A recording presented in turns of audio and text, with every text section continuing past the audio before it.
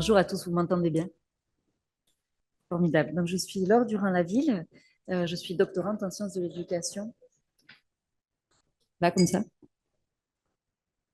Là, parfait. Donc, je suis doctorante en sciences de l'éducation. Je suis enseignante et aussi formatrice en CPS, puisque j'ai fait le DU compétences psychosociales à Grenoble. Et je suis aussi membre de l'Observatoire du bien-être à l'école. Donc, c'est notre sujet, effectivement, les compétences psychosociales. Moi, je vais être là un peu pour vous détailler celles-ci et voir les pratiques qui nous permettent de les développer. Donc, les compétences, elles vous le disaient, hein, c'est un ensemble de capacités cognitives, émotionnelles et sociales qui vont permettre aux individus de faire face aux défis de la vie. Vous le savez, hein, une vie humaine, c'est rempli d'épreuves. Donc, ces compétences, elles vont nous permettre de maintenir un certain bien-être et de construire des relations positives avec les autres. Euh, il y a un très beau texte de l'OCDE qui est paru en 2023 qui s'appelle Social Skills for Better Lives, qui montre que ces compétences, non seulement elles ont, et c'est leur mot, hein, la possibilité de nous permettre d'avoir des vies productives et épanouies au niveau individuel, mais aussi qu'elles sont les racines d'une démocratie pacifique et prospère. Donc à la fois des compétences qui ont des enjeux individuels, mais aussi sociétals. Donc là, le référentiel que je vous montre, c'est celui de Santé publique France. Il y a plusieurs référentiels, et notamment des référentiels internationaux. Donc, si vous avez l'occasion de lire des recherches internationales, vous n'allez peut-être pas tomber sur ce référentiel-là. Ça, c'est celui donc de Santé publique France. Donc, il nous dit 3 domaines, cognitifs, émotionnels et social. Et dans chacun de ces domaines, ils vont proposer 2 compétences qu'ils vont décliner en plusieurs savoir-faire à acquérir. La particularité de ce référentiel-là, c'est qu'il va proposer 2 phases, une phase de compréhension et d'acceptation et une phase de régulation et d'accomplissement. Pour bien comprendre ces phases, il est intéressant de se rappeler que ce travail a été basé sur la psychologie cognitive et comportementale de 2e génération, et notamment les thérapies de l'acte, qu'ils vont proposer de définir 4 types de soi. Alors, le premier soi, c'est ce qu'on appelle l'image de soi. L'image de soi, c'est tout ce qui va venir de notre culture, de notre famille, de notre environnement et de tous les feedbacks qu'on va en recevoir. Et donc, par un processus qu'on appelle l'internalisation, tous ces feedbacks vont faire ce qu'on croit que nous sommes. Hein, je suis patiente, je suis intéressante, je suis nulle en maths. Donc, toutes ces choses qui vont faire qu'on a cette image de nous-mêmes. Le deuxième soi, c'est ce qu'on appelle le soi interne. Donc, c'est là où vont se passer tous les événements psychologiques. Donc, on en définit 4. Le premier, c'est donc toutes les cognitions, c'est-à-dire les pensées, les idées. Le deuxième, c'est tout ce qui concerne les émotions, les humeurs, les ressentis. Et le dernier, c'est tout ce qui concerne les volitions. Les volitions, c'est ce qui concerne la volonté, c'est ce qui va nous donner l'envie d'agir, c'est-à-dire nos envies, nos besoins. Donc ça, c'est le deuxième soi, l'image de soi, le soi interne, et ensuite nous avons le soi qu'on dit sujet, le soi sujet. C'est celui qui va décider, le soi sujet. Donc c'est lui qui est dans le pouvoir réflexif et le pouvoir mnésique qui va nous permettre d'agir vers nos buts. Et le dernier, c'est le soi externe. Donc c'est tout ce qu'on va pouvoir voir de nous. Hein.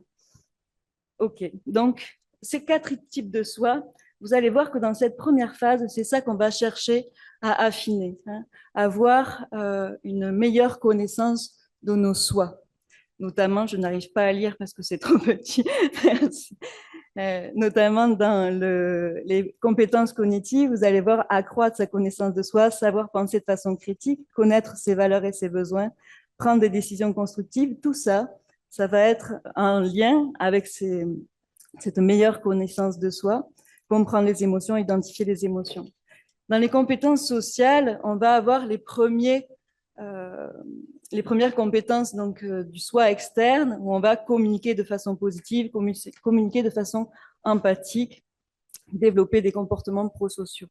La phase 2, c'est du coup des compétences qui sont plus complexes à acquérir et on pense qu'il est important d'avoir acquis les premières compétences avant de se lancer dans les suivantes.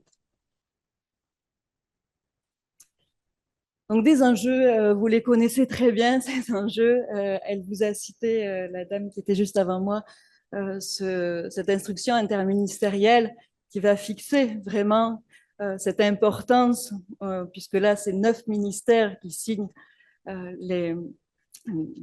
voilà, l'intérêt pour ces compétences.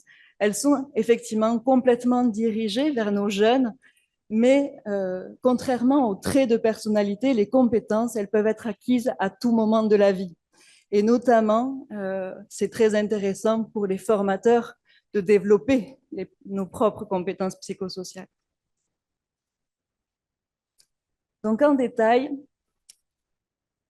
je vous le disais, donc parmi les soi, il y a ce fameux soi-sujet, celui qui va prendre les décisions.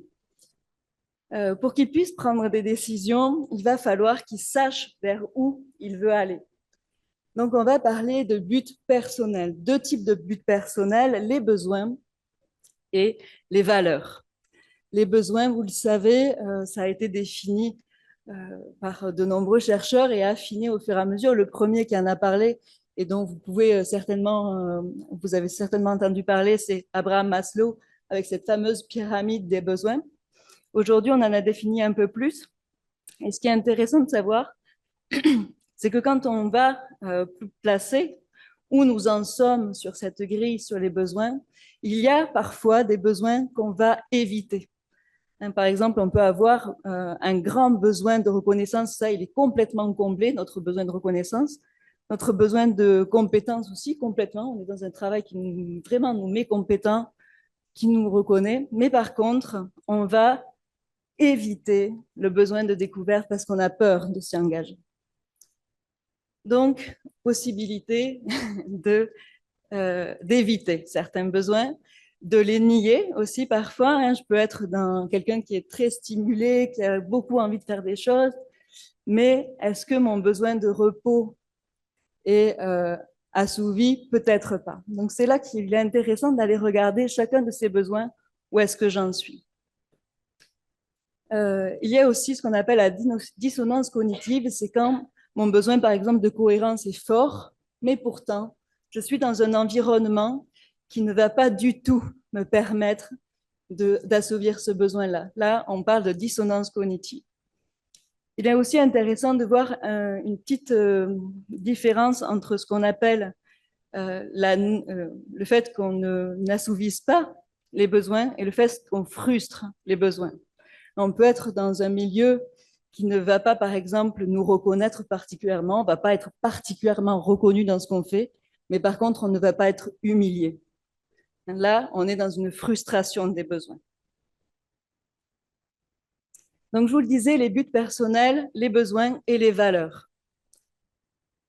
Donc, les valeurs, vous le savez certainement, vous avez peut-être entendu parler de la théorie de l'autodétermination de Deci et Ryan, qui sont les 2 grands auteurs de la théorie de la motivation actuelle, qui montre que ce qui va motiver le plus les êtres humains de manière intrinsèque, ce sont les valeurs. Vous le savez, on peut passer des heures et des heures bénévolement parce qu'on fait quelque chose qui est profondément juste et bon. Donc, c'est intéressant d'aller chercher quelles sont mes valeurs à moi. Donc là, je vous ai juste listé l'ensemble des domaines dans lesquels on peut aller chercher nos valeurs. Et souvent, l'exercice qu'on va faire pour aller retrouver ces valeurs-là, c'est soit un saut dans le passé, soit un saut dans le futur. Alors, j'aurais bien aimé pouvoir vous faire cet exercice, mais j'ai très peu de temps, donc on ne va pas pouvoir. Mais l'idée, c'est que on va aller retrouver nos yeux d'enfant. Quand j'étais enfant, de quoi j'avais vraiment envie? Quelles étaient les causes qui me tenaient à cœur? Qu'est-ce qui m'engageait le plus? Pareil, quand je serai dans un âge plus avancé, qu'est-ce qui pourra me faire dire que je suis quelqu'un, qu'est-ce que j'aimerais qu'on puisse dire de moi, hein? Quelles seraient les qualités que j'aimerais avoir développées. Donc ça, c'est aller chercher quelles sont les valeurs profondes, quels sont mes buts personnels, donc besoins et valeurs. Sauf que je vous le disais, il y a ce petit soi interne qui va vivre tout un tas d'événements psychologiques, des événements psychologiques qu'on dit aversifs ou des événements psychologiques, des événements psychologiques qu'on dit aussi appétitifs. Donc là, va intervenir ce soi interne. Merci, je vais juste boire un peu parce que je n'ai plus de salive.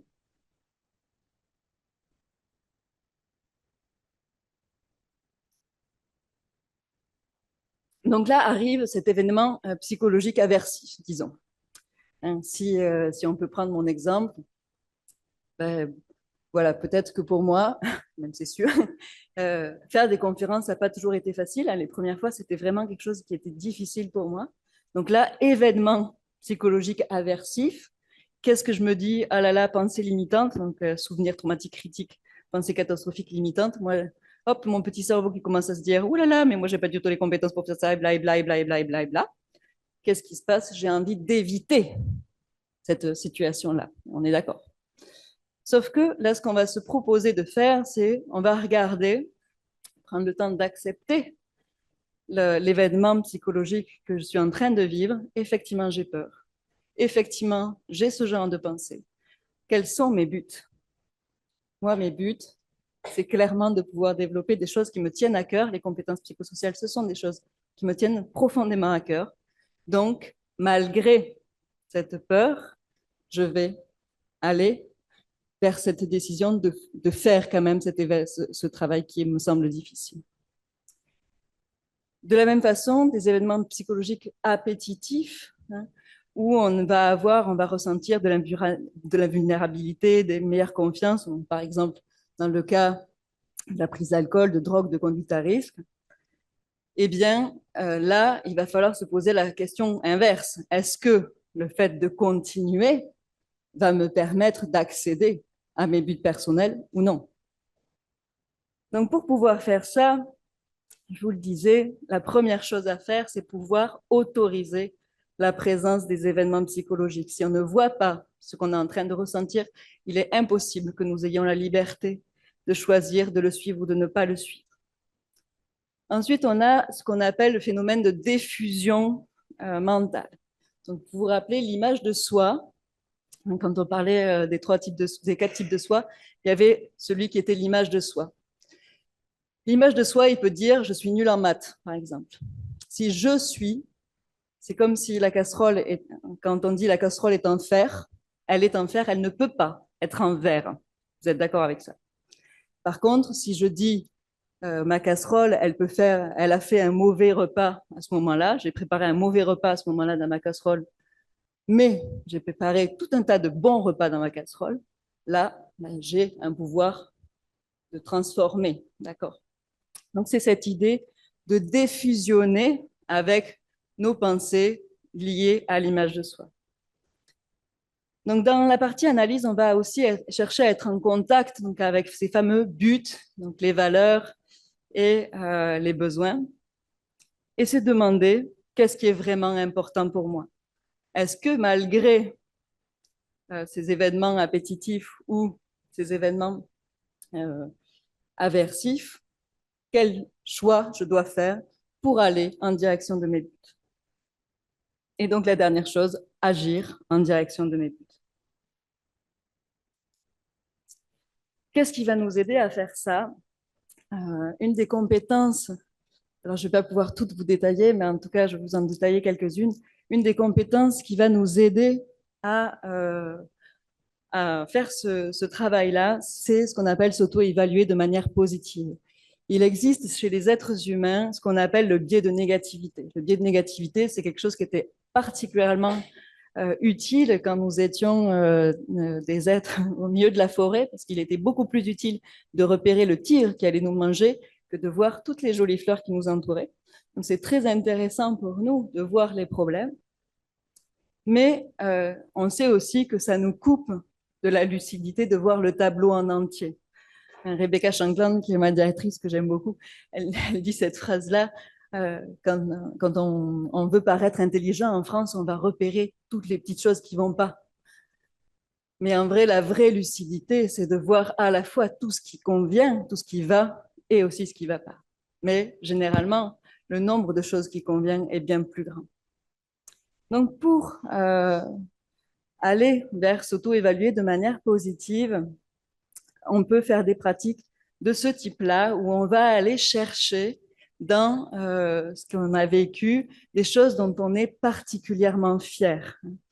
Ce que montre la recherche, c'est que ce n'est pas suffisant d'aller juste se dire « Ah oui, j'ai fait ce truc bien là ».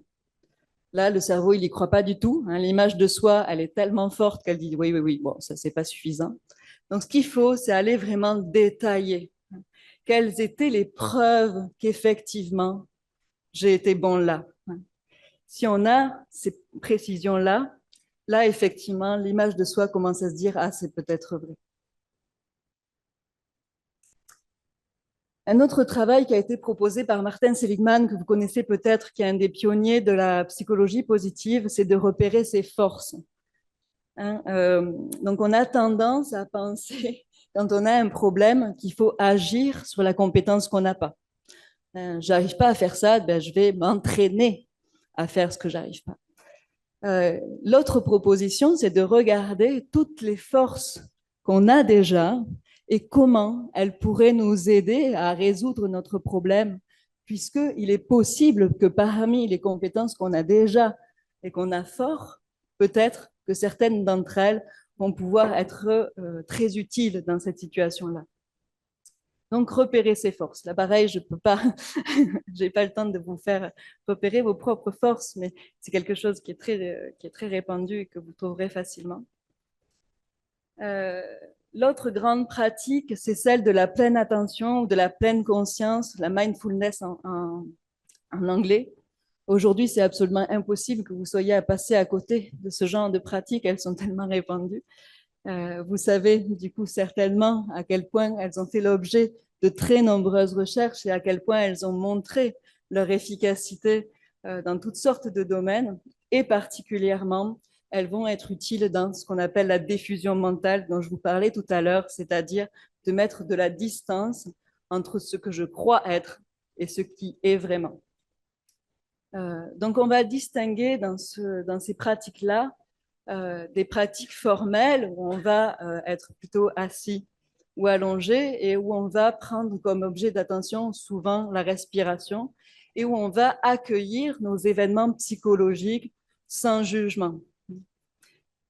Ça, ce sont les pratiques formelles. Il y a aussi tout un tas de pratiques qu'on dit informelles, c'est-à-dire vivre des choses dans la vie de tous les jours en ayant cette image de pleine conscience, c'est-à-dire manger quelque chose en pleine conscience, doucher en pleine conscience, marcher en pleine conscience, toutes ces choses qui vont nous permettre d'être complètement attentifs à ce que je ressens, à toutes ces sensations corporelles, le goût, l'odeur, l'ouïe, et qui vont nous permettre aussi de travailler sur cette attention nécessaire à notre diffusion mentale.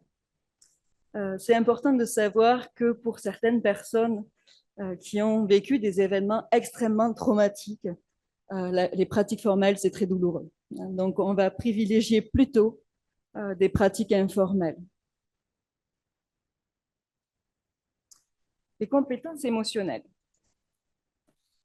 Donc ça, j'imagine que vous le savez très bien, les émotions, hein, elles sont des messagers. Qu'est-ce qu'elles nous disent, les émotions? Elles nous disent soit qu'un besoin est satisfait, soit qu'un besoin est insatisfait. D'accord? Donc, toutes les émotions vont nous être utiles puisqu'elles vont nous renseigner, elles vont nous guider pour nous dire, tiens, là, fais attention, si tu ressens ça, ça veut dire qu'un de tes besoins n'est pas assouvi.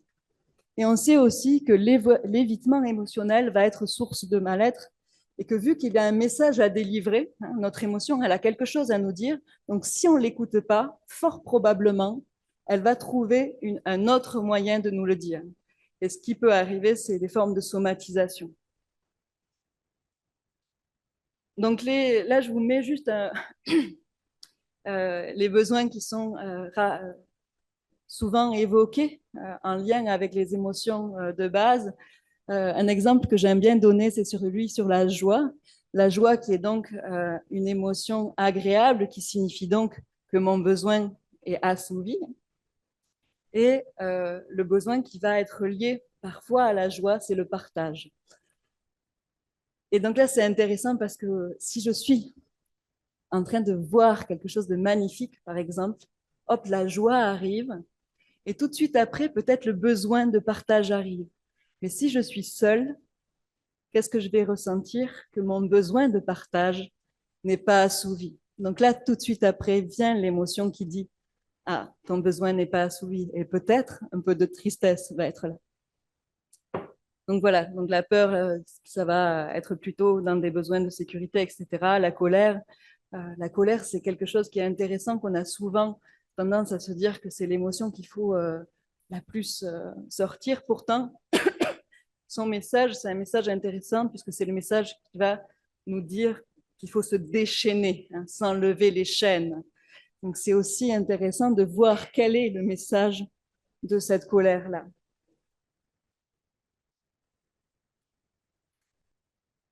Donc, une autre des compétences, ça va être exprimer ses émotions. Donc, de la même façon que je ne dois pas, enfin en tout cas, qu'il est intéressant que je ne fusionne pas avec mon image de soi, quand je vais exprimer quelque chose à quelqu'un d'autre, je vais essayer de faire en sorte que lui non plus ne fusionne pas. Parce que s'il fusionne, ben, il ne pourra pas changer. Donc, ce que je vais faire, c'est décrire les faits de manière le plus neutre possible, exprimer mon ressenti, puisque ça m'appartient, et je vais formuler un besoin. Vous les connaissez, ces pratiques, c'est des pratiques de communication non violente. C'est aussi des pratiques qu'on appelle les messageux et qu'on pratique notamment dans les classes, mais qu'on peut pratiquer évidemment dans tout type d'entreprise ou à la maison avec les personnes qui nous entourent. Donc, réguler ses émotions, il y a tout un tas de types de techniques pour réguler nos émotions. Je ne vais pas vous parler de toutes, mais l'une d'entre elles, c'est de l'exprimer. Hein, à partir du moment où l'émotion a dit ce qu'elle avait à dire, déjà, hein, j'ai dit ce que j'avais à dire. Donc là, on a une première étape de régulation émotionnelle. Une autre technique que j'aime beaucoup, comme je n'aurai pas le temps de toutes vous les détailler, je vais vous proposer celle-là, c'est la formulation de gratitude. On parle aussi d'orientation reconnaissante. Vous le savez certainement, il y a en nous ce qu'on appelle le phénomène d'habituation hédoniste. L'habituation hédoniste, c'est ce fait qu'au fur et à mesure, on ne voit plus les choses qui étaient précieuses autour de nous. Si par exemple, vous avez plus d'eau pendant plusieurs jours, vous retrouvez l'eau et c'est miraculeux. Mais au bout d'un moment, ben, c'est tout à fait normal d'avoir de l'eau et limite, ça nous énerve quand elle n'est pas là. Donc, la formulation de la gratitude, ça va nous permettre de lutter contre cette habituation en retrouvant la vue de tout ce qui est des miracles ordinaires, tout ce qui fait que notre vie au quotidien est remplie de choses formidables qui font que notre vie est super. Et ça va nous permettre de réguler nos émotions négatives et d'augmenter nos émotions positives. Alors, je dis positive et négative, mais les mots corrects seraient plutôt agréable et désagréable. Les dernières, donc, c'est les émotions sociales, pardon, les compétences sociales. Donc, une des compétences qu'on va travailler dans les compétences sociales, c'est l'écoute empathique. Je vous le disais, quelque chose qui va nous permettre de réguler nos émotions, c'est d'exprimer pleinement ce qu'on ressent. Donc, offrir de l'écoute empathique à quelqu'un, c'est lui permettre d'exprimer complètement ce qu'il est en train de vivre. Donc, on a tout un tas de petites techniques que vous connaissez peut-être, l'écoute silencieuse, les regards. On regarde l'autre pour pouvoir lui montrer qu'on est bien là. On va reformuler aussi ce qu'il est en train de dire pour qu'il ait l'impression qu'on a bien écouté. Et on va poser des questions de relance.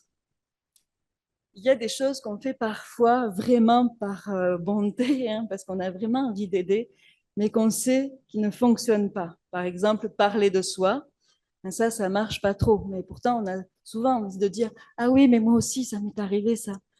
Ou minimiser. « Non, mais c'est pas si grave en vrai, t'inquiète pas ». Ou alors donner des conseils. Ces trois choses qui sont pourtant issues d'intentions très bienveillantes, on sait que ça ne va pas permettre à l'autre de laisser l'espace pour qu'il puisse s'exprimer complètement. Voilà, on a aussi tout un tas donc, de conseils qui font qu'une communication va être positive, hein, notamment se tenir à bonne distance, tourner son attention vers l'autre, communiquer au bon moment, ça aussi c'est intéressant de le savoir. Il y a des moments où l'autre est complètement réceptif et des moments où c'est pas du tout le cas. Et il y a quelque chose aussi qu'on fait peu, c'est donc toujours lié à ce fameux biais de négativité, c'est de porter attention sur tous les petits comportements du quotidien qui donnent satisfaction. Donc là, je vous propose ces deux exercices qu'on fait dans le programme TIL. Alors, je vous propose cela parce que je fais partie des personnes qui l'ont développé, mais il existe tout un tas de programmes sur ce type-là. Donc là, une des choses qu'on va proposer en classe, par exemple, c'est les détectives de la gentillesse. L'idée, c'est d'aller regarder toutes les fois où les enfants se sont bien comportés. Donc là, c'est les enfants qui repèrent entre eux tous ces petits gestes et toutes ces petites attentions. Tiens, Myron, tout à l'heure, il a fait les lacets de sa copine. Ou tiens, Mélissa, elle n'arrivait pas à faire son travail et quelqu'un est venu l'aider. Donc, repérer tous ces petits actes de solidarité, de gentillesse, de coopération et mettre notre regard dessus, hein, en faire un but. Ça marche dans les écoles, mais ça marche aussi très bien dans les entreprises. Il y a une collègue qui nous racontait que dans son service, ils avaient mis ce qu'on appelle les murs de gratitude, où chacun pouvait écrire des petits mots gentils sur tout ce que les autres avaient fait pour eux. Par exemple, merci Martine, tu as remis des papiers dans la photocopieuse, ou merci de m'avoir permis de partir 3 minutes avant. Et de regarder tous ces actes qui sont normaux et pourtant qui font que notre quotidien est beaucoup plus doux. Les rencontres éclairs, c'est cette idée on a l'impression que se rencontrer, c'est quelque chose de complètement naturel, voilà, ça fait partie des compétences qu'on a en tant qu'être humain. La recherche montre que c'est pas tout à fait comme ça que ça se passe. En vrai, quand on arrive dans une salle, on repère 2-3 personnes qui nous ressemblent, comme ça, on fait tout, tout, tout. Ah, toi, tu me ressembles, toi, tu me ressembles, toi, tu me ressembles. Et on va se mettre avec eux. Et ce qui peut arriver parfois, c'est qu'on va commencer à critiquer les copains des autres groupes. Donc ça, quand on travaille sur cette compétence-là, c'est justement, on va leur proposer d'aller trouver des stratégies pour éviter de faire ces petits groupes-là. Donc là, les rencontres éclairs, on va leur proposer d'aller chercher des points communs les uns avec les autres. Ce qu'on sait sur les programmes de développement des compétences psychosociales, c'est que si on veut qu'une compétence puisse être transmise, il ne suffit pas de vivre l'activité, il faut absolument que les enfants ou les personnes qui bénéficient de ce programme-là comprennent les stratégies qu'ils ont utilisées. Donc, 2 phases toujours dans une activité de compétences psychosociales, l'activité en elle-même et le débriefing pour comprendre quelle est la stratégie qui m'a permis de le faire. Si je n'ai pas la stratégie, je ne peux pas le transférer. La dernière des slides sur les compétences sociales, c'est ce qu'on appelle l'assertivité. C'est tout ce qui va nous permettre d'affirmer nos choix. C'est une compétence qu'on va faire en phase 2. Vous vous rappelez, je vous avais dit phase 1, phase 2. L'assertivité, c'est plutôt une compétence de phase 2. Là, notre but, c'est de donner des techniques psychocorporelles aux participants pour qu'ils aient la posture et des stratégies verbales pour pouvoir s'affirmer. Donc là, une des activités, c'est oser dire non. La seconde, ça va être, on a pris des postures du kung-fu qu'on a adaptées. Quand on fait ça, on a deux buts. Le premier, effectivement, c'est de donner ces techniques, pour de vrai. Le second, c'est qu'on sait que si on a appris des techniques, quand il va arriver la situation, on va se sentir beaucoup plus compétent.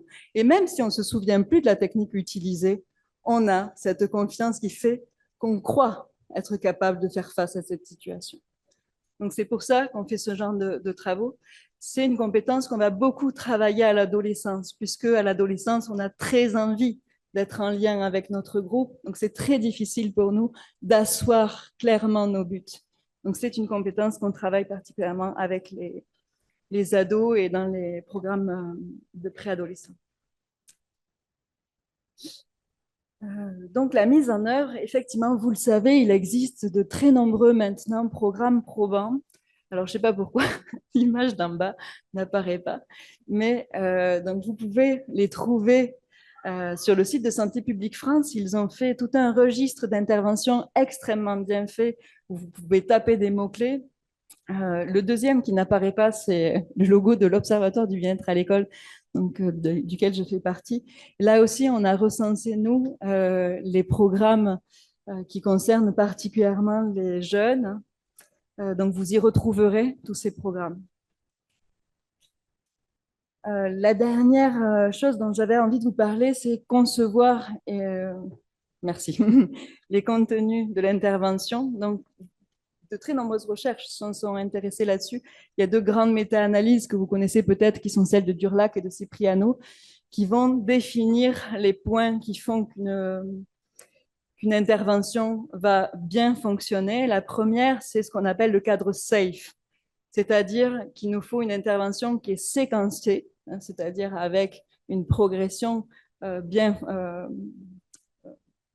on dit, bien structurée, active, où on va demander aux élèves, aux intervenants de faire des choses expérientielles, focalisées, c'est-à-dire qu'on va sélectionner les compétences qui nous semblent les plus intéressantes pour notre public. Et explicite, je vous le disais, un, il faut leur donner les compétences qu'ils vont acquérir. Deux, il faut qu'ils aient des stratégies pour pouvoir les transférer. Ce qu'on va proposer surtout, c'est de se baser sur des données probantes.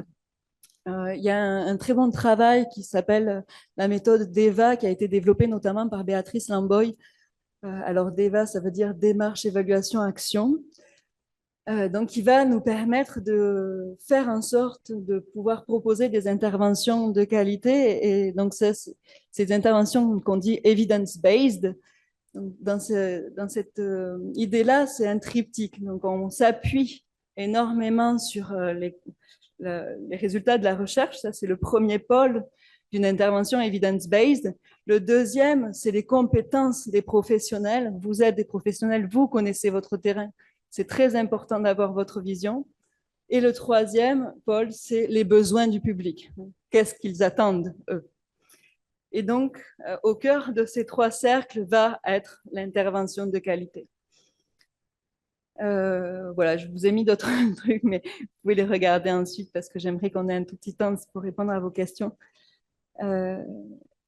L'une des choses importantes aussi, c'est la formation des intervenants. On sait qu'un intervenant pas formé peut finalement mettre en œuvre un programme avec des conséquences qui sont pas très bénéfiques. Donc vraiment, on vous invite à aller vous former. Les deux autres choses aussi qui sont importantes et c'est sur lesquelles on travaille en ce moment en recherche, c'est l'intégration des pratiques informelles, en tout cas dans les classes, et de construire des environnements éducatifs favorables.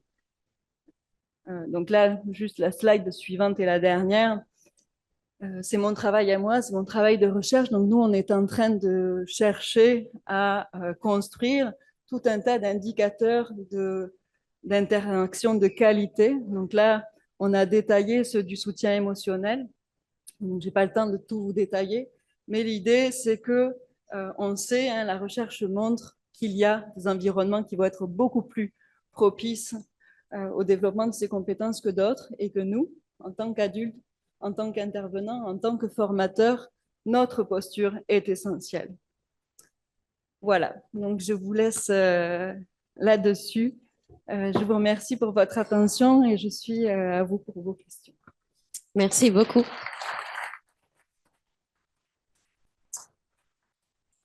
Merci pour cette présentation très complète qui a dû susciter de nombreuses émotions positives. On va laisser la parole aux questions. Je passe justement le micro à mes collègues qui vont prendre vos questions. Alors voilà, qui souhaite se lancer?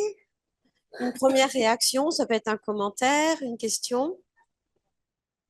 Bon, bah, du coup, non, vous pouvez directement appuyer. Ah bah, vous avez votre micro, oui.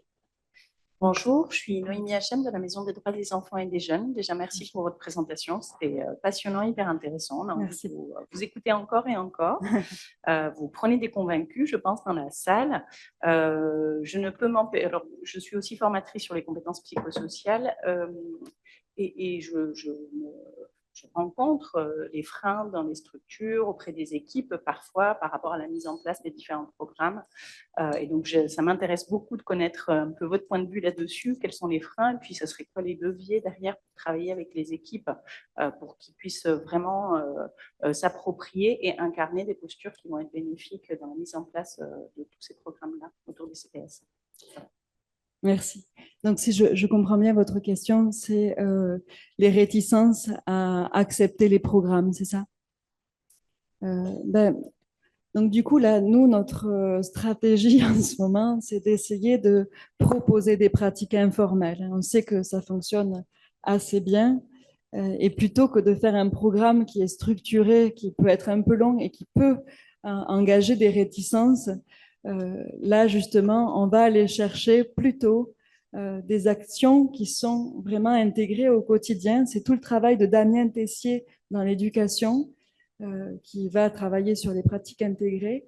Alors, sur les structures de santé, je pense que ça existe. Moi, c'est pas mon domaine de prédilection, donc je peux pas vous dire exactement. Mais en tout cas, la recherche se penche sur ça en ce moment. C'est vraiment ce qu'on développe le plus, parce que effectivement, ce qu'on voit sur les programmes, c'est que ça a des effets hein, qui sont mesurables, mais régulièrement, on se heurte euh, au fait que les gens n'ont pas le temps, n'ont pas envie, etc., etc. Et surtout, ce qu'on voit, c'est que les programmes ne sont pas reconduits d'année en année.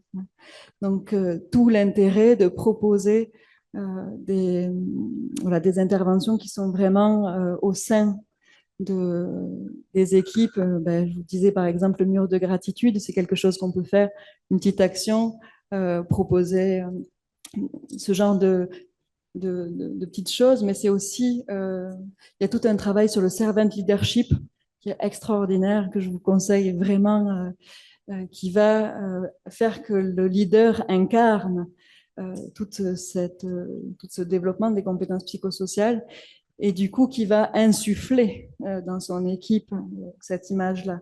Donc, je vous en conseille la lecture. Alors, c'est Hugues Poissonnier qui travaille là-dessus en France. Voilà. Je peux répondre aussi. Peut-être qu'aussi, l'idée dans cette instruction et qu'on entend beaucoup, c'est de mettre en place des programmes probants partout. Et en fait, je pense que c'est pas ça.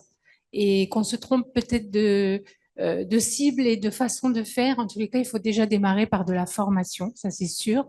Et les programmes probants, ils sont difficiles à mettre en place. Il faut donc écouter aussi les gens qui les mettent en place et sur leurs difficultés. C'est des programmes qui coûtent cher, qui demandent beaucoup d'énergie, qui demandent beaucoup de travail. Et peut-être faut adapter avec simplement déjà des critères d'efficacité. Et peut-être que justement ces programmes probants, c'est un niveau peut-être un peu trop élevé. Et même au niveau national, ils se disent que cette instruction, ce n'est pas que ça, et on focalise trop là-dessus. Donc on en reparlera tout à l'heure, mais en tout cas, je pense qu'il n'y a pas que ça. Et puis en plus, ce n'est pas qu'à l'éducation nationale, mais ça, je vous le redirai tout à l'heure. Merci pour cette précision. Alors, on a plusieurs questions dans le chat. On va en poser les unes après les autres. De fait, sur la première question, c'est comment avoir accès au programme TEAL, donc T-E-A-L. Qui peut l'appliquer à l'école? Est-ce que ça concerne tous les professionnels? Alors, ça, je peux répondre parce que c'est mon programme. Donc, j'ai toutes les réponses. On est en train d'écrire un livre là qui va être publié chez Nathan, notamment, normalement, qui va paraître avant cet été, si tout se passe bien. Donc, vous aurez accès au programme. Et en plus du programme, on a développé toute une formation, et notamment une formation à la qualité des interactions. Donc, dans le livre à paraître, il y a à la fois la formation aux interactions et le programme TEAL. Il y a aussi une expérimentation qui est menée sur la plateforme Léa, qui est devenue... pardon, ça a changé cette année. Ça s'appelle la classe... Je ne me souviens plus. Comment ça s'appelle? Bon, en tout cas, si elle tape léa.fr, plateforme léa.fr, c'était la plateforme jusqu'à l'année dernière. Ils ont changé là très récemment, en septembre. Mais là, il y a une expérimentation en cours sur ce programme-là. Merci. Je ne sais pas s'il y a d'autres questions dans la salle. Il y en a d'autres dans le chat.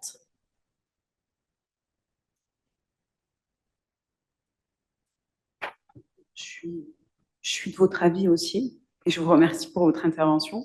Mais j'ai quand même... Est-ce que vous pouvez vous présenter, s'il vous plaît? Ah oui, je m'appelle Gaëlle Joanneau, je suis actuellement formatrice pour les éducateurs spécialisés dans un institut de formation. Et du coup, j'ai quand même une réflexion, c'est que ici, on parle finalement de personnes, donc on intervient auprès de personnes pour, on va dire, travailler sur leurs compétences psychosociales, ça c'est le but. On a parlé de valeurs. On a dit que les valeurs, finalement, les valeurs individuelles étaient très porteuses, comme vous l'avez dit, et vous avez parlé de dissonance cognitive. Sur ce point-là, je m'interroge beaucoup. Parce que, vous voyez, intervenir dans une école ou intervenir auprès d'un public, dans une société où finalement on a quand même du mal à avoir du sens et des valeurs, comment fait-on? Enfin, je veux dire, moi, c'est là où je suis totalement des fois démunie. Parce qu'avant d'être donc formatrice pour les éducateurs spécialisés, j'ai aussi été conseillère pénitentiaire d'insertion et de probation. Et en fait, on est quand même assez démunis, puisqu'ils sont dans des réalités, parfois les personnes sont dans des réalités qui ne sont pas les nôtres, ou qui sont les nôtres, mais qu'on ne voit pas, pour plein de raisons, pour des raisons de sécurité personnelle. Et du coup, voilà, moi je m'interroge parce que je me dis, oui, l'autodétermination, c'est bien, mais des fois, j'ai l'impression que ça ressemble à un funambule, quoi. Enfin, c'est comme ça qu'on dit la personne là, vous voyez, sur son petit fil et qui regarde le vide et qui se dit OK. Parce que c'est un peu cette impression-là, des fois, que ça donne, finalement. Vous voyez? Donc, comment on encourage ces compétences psychosociales auprès d'individus qui, finalement, sont dans un système de valeurs qui, des fois, paraît totalement carencé. Mais, par exemple, à l'école, vous voyez, maintenant, en ce moment, ils ont 7 ans et ils parlent de cette fameuse série, là, Quiz Game. Enfin, je ne sais pas le prononcer. mais et ils trouvent ça normal. Et ils sont là, mais oui, c'est fascinant. Ils ont 7 ans. Et comment on fait pour leur redonner une valeur sur la vie, sur des aspects beaucoup plus, comme vous avez dit, l'eau, par exemple, une absence d'eau, et puis finalement, on vous donne de l'eau et vous vous dites, waouh, vous voyez? Et voilà, donc sur ça, je m'interroge beaucoup. Parce que finalement, est-ce qu'on s'attend à ce que l'individu redéfinisse par lui-même la société, puisque on va dans l'autodétermination et que le lien d'individu en individu fait qu'une société est meilleure? Je ne sais pas. Mais en tout cas, la base est quand même assez critique, quoi. C'est comme si le trampoline était un peu trop éloigné. Voilà. Merci. Merci. Oui, non, mais merci pour cette question. Effectivement, comment faire le lien entre le niveau individuel et le niveau collectif? Alors, moi, j'ai été enseignante longtemps. J'ai un passé d'enseignante. J'ai été enseignante pendant 17 ans avant de reprendre mon travail, de me diriger vers la recherche. Et donc, j'ai pu mettre en œuvre ce genre de pratique-là dans ma classe. Alors, je ne peux pas vous dire, là, je n'ai pas suffisamment d'expérience pour vous dire collectivement comment ça se passe, mais je peux vous faire le témoignage de ma propre expérience. Ce qu'on voit, effectivement, une compétence, c'est quelque chose qui est long, qui est lent et qui ne va pas se transformer en quelques minutes, c'est sûr. Par contre, moi, je me souviens, puisque j'ai travaillé dans des quartiers qui étaient très difficiles, que d'aller chercher, c'est assez particulier parce qu'on se dit justement que ça va être là le pire. Et pourtant, quand on allait chercher ces valeurs-là, je voyais mes élèves qui se redressaient un peu, juste dans la posture physique. Et par exemple, les pratiques de pleine conscience, au début, c'était l'enfer absolu. Clairement, ils n'étaient pas du tout d'accord pour faire ça. Et ce que je voyais au fur et à mesure, c'est eux qui me demandaient. Donc, il y a quand même. Donc, déjà, on peut favoriser, hein, quand je vous disais, il y a une différence entre ne pas avoir son besoin comblé et frustrer son besoin. Donc, déjà, il y a toutes ces pratiques qui frustrent les besoins qu'on peut sortir de nos classes. Et ça, c'est clairement dans nos compétences qui vont faire qu'on va plutôt soutenir quelque chose qui est bienveillant, collaboratif, solidaire. Et effectivement, c'est pas magique, hein. Il n'y a pas une transformation magique, mais il y a des transformations. En tout cas, moi, je peux en témoigner de mon expérience à moi. Ça ne veut pas dire que voilà, c'est pas, pardon, c'est pas une révolution, ça va pas être du jour au lendemain, mais en tout cas, on sent qu'ils pressentent que là, il y a quelque chose qui est de l'ordre de ce qui est bon pour eux, quoi.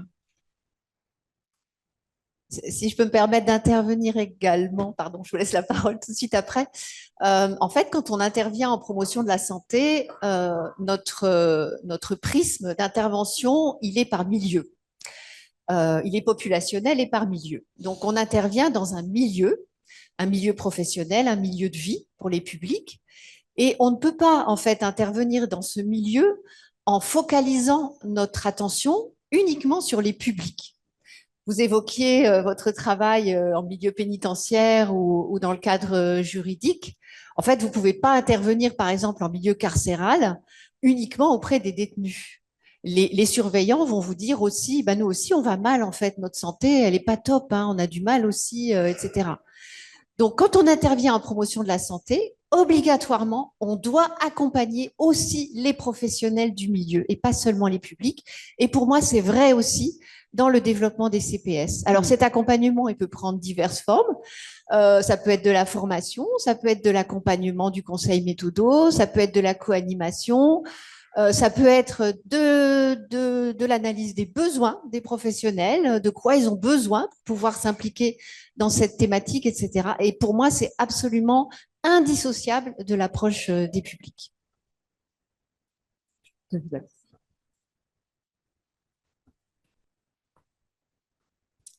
Bonjour. J'adhère tout à fait à ce que vous dites. Je vous remercie pour vos interventions. Alors, moi, je m'appelle Sylvie Mazurek.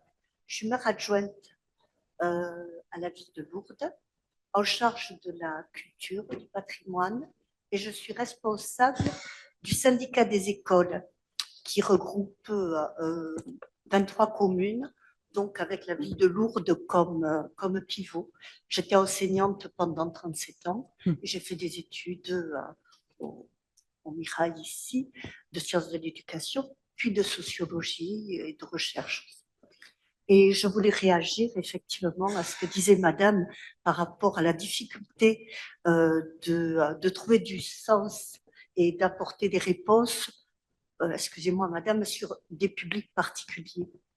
Effectivement, alors moi je suis convaincue qu'il y a des axes d'action qui permettent, bien sûr, comme vous le disiez, d'appréhender d'une part l'individu seul, la pleine conscience, la manière de parler, l'écoute bienveillante, tout ce que vous avez admirablement bien décrit, Madame.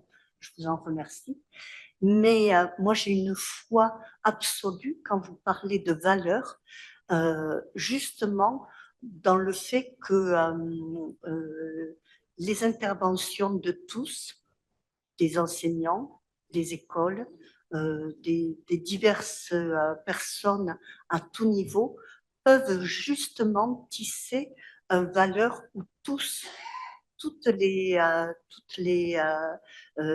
la diversité des individus peuvent se retrouver, se rejoindre et trouver un espace où s'identifier et vivre ensemble.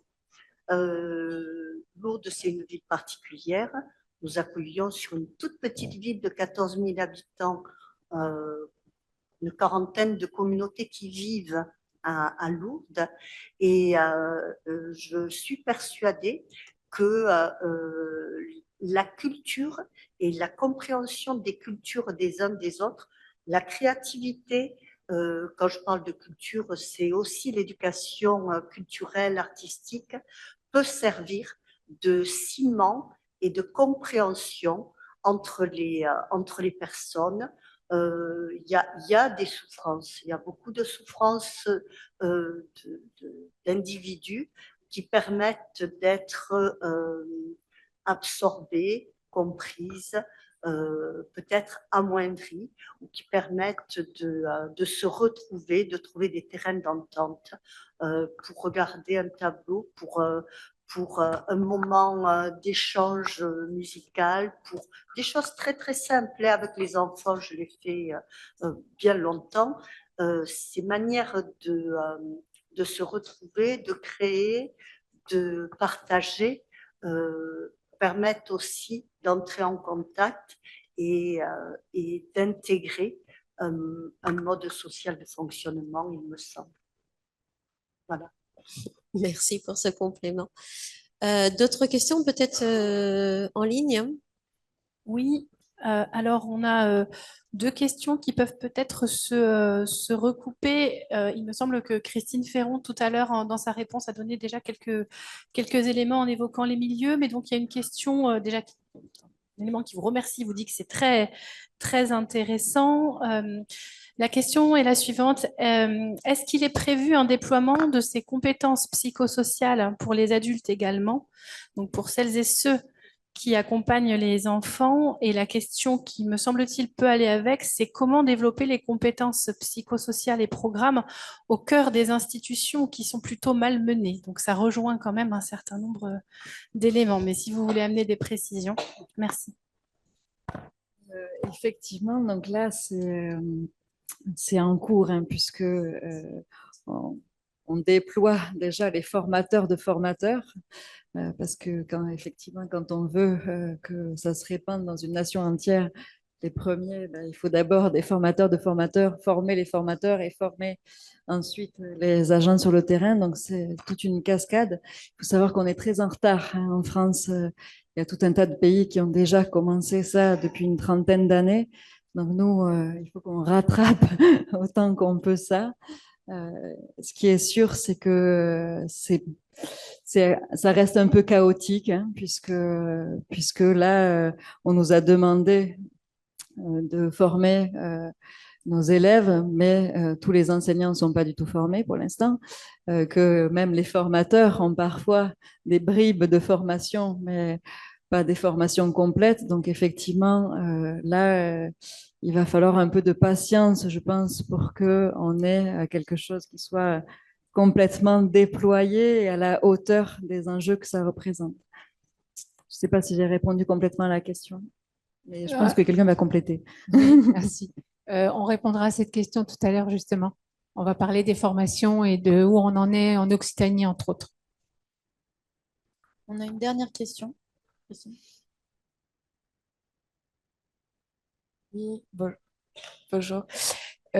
Pour compléter, du coup, il y a une autre question, notamment sur la parentalité destinée aux parents. Alors là, il y a deux expérimentations en cours. Une expérimentation qui est en Suisse, qui est extrêmement intéressante parce que là, elle va chercher à toucher tous les publics vraiment. Donc ça, c'est le projet Synergia, qui est un projet franco-suisse. Donc elle est en cours de réalisation. Là, ils sont en train de faire de faire les documents de formation. Dans le programme TIL aussi, il y a une partie qui est complètement dédiée aux parents, puisque on sait qu'effectivement, plus on va toucher la communauté éducative en entier, mieux ça va marcher. Donc voilà, si ça vous intéresse, il y a aussi des pratiques qui sont confiées aux familles dans ce programme-là à chaque fin d'atelier. Et il y a aussi des actions parentalité, des programmes comme PSFP développé en Occitanie ou Papoto, où on travaille aussi sur les CPS. Ça aussi, on pourra revenir tout à l'heure. Et dans les critères d'efficacité qu'on vous présentera aussi, il y a de toute façon un travail dans les programmes, obligatoirement, même à l'éducation nationale, de travailler avec les parents. Et aussi de trouver justement comment on va toucher tous ces parents qu'on ne touchera pas forcément à l'éducation nationale. Donc, ça aussi, on pourra en reparler tout à l'heure. Bien, merci. Je trouve que merci encore pour votre présentation qui a ouvert la discussion, effectivement, et les prochaines interventions vont permettre de compléter. S'il y a une autre question? Bonjour, donc merci pour vos interventions très intéressantes. Je suis Virginie Falcucci, je suis chargée de projet en promotion de la santé pour le service de santé étudiante à la commune de Toulouse, communauté d'université et d'établissement de Toulouse. Et j'ai une question par rapport, souvent dans les programmes d'action CPS, notamment dans les interventions dans la scolarité, on parle donc de valoriser les réussites. Il y a des exercices comme le mur de la réussite affiché, tout ce qui est voilà, positif, donc plutôt d'expériences agréables. Moi, je suis plus intéressant de parler d'expériences agréables que toujours cette idée de réussite qui met en opposition du coup l'échec. Et je me demandais si ça pouvait être aussi intéressant de travailler sur des pistes de valorisation aussi, du coup, en fait, des échecs, de ce que ça apprend aussi quand on est limité dans des choses et que on n'arrive pas forcément à avancer dans ce qu'on veut, mais qu'est-ce que ça apporte et qu'est-ce que ça peut apporter en termes de connaissance de soi. Et voilà, et humainement aussi d'aller regarder ça et pas toujours ce qui fonctionne. Parce que je me dis que ça peut faire peur aux personnes qui sont éloignées de ces sensations de total bien-être, etc., etc., et qui peuvent paniquer complètement. Voilà, bon, je ne sais pas si c'est clair. Tout à fait. Effectivement, quand on travaille sur les postures qui vont être utiles au développement des compétences psychosociales, une des choses qu'on va faire, c'est qu'on va travailler sur les feedbacks et notamment sur les feedbacks spécifiques, c'est-à-dire où on va prendre en compte l'erreur. L'erreur, elle est très formatrice. C'est impossible de se dire juste, tant pis, on la regarde pas. Mais par contre, c'est la façon dont on va traiter l'erreur qui est intéressante. Là, si ça vous intéresse, il y a tout le travail de Carol Dweck sur le growth mindset qui va traiter de ce statut de l'erreur et de comment faire pour en faire une ressource plutôt que d'en faire quelque chose qui est jugeant. Il y a aussi de très nombreuses entreprises qui se sont penchées là-dessus et notamment les entreprises à haut risque, donc tout ce qui est nucléaire et la santé, puisque là, effectivement, il faut absolument faire en sorte que les personnes qui travaillent dans ce genre de structure puissent dire leurs erreurs sans avoir peur, hein, parce que clairement, une erreur qui n'est pas dite dans une structure à haut risque, c'est un gros problème.